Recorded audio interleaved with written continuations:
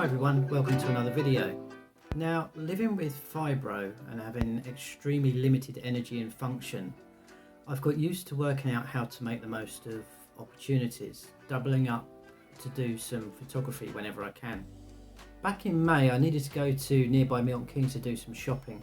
It's a short 12-minute trip by train, so I decided to take my Canon 40D with my most compact lens, the EFS 50mm f1.8.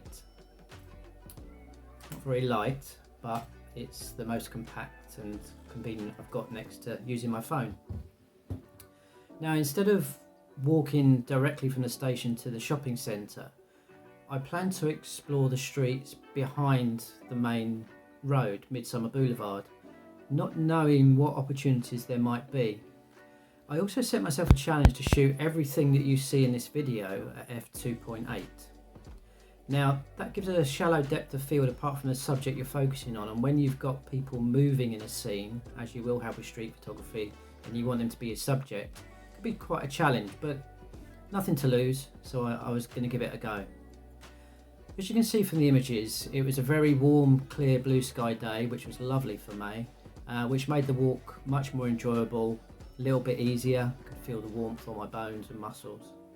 I walked up the north side, going around the streets at the back. I did my shopping, had some lunch and a coffee, then I returned to the station via the south side.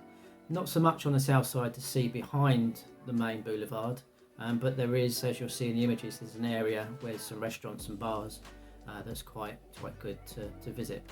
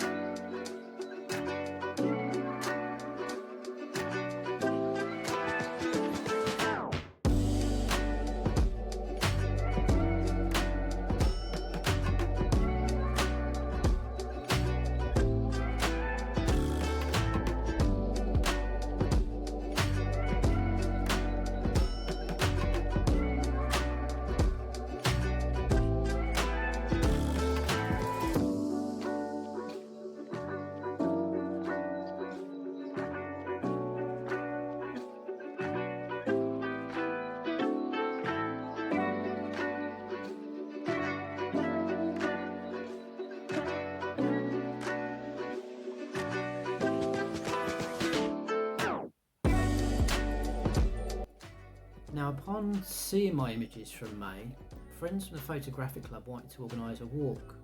So on another very warm day in August, 5 of us did the same walk, excluding the market. It was about 30 degrees, and by the time we got to the top near the shopping centre, it was way too hot to think about going into the market. So we'll do that on another trip.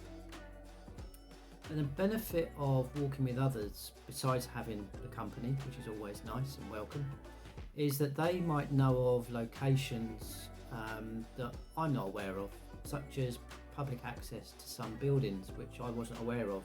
You always assume that these office buildings are closed off. The consensus overall was that they didn't realise that Milton Keynes had so much photographic potential once you go off of the main route. So the moral of this tale is to go exploring anyway. Take your camera, take your phone, whatever you want to do. I've done phone photography there before, just as a sort of a recce, things that I see when I've not had my camera with me. You just never know what you might find.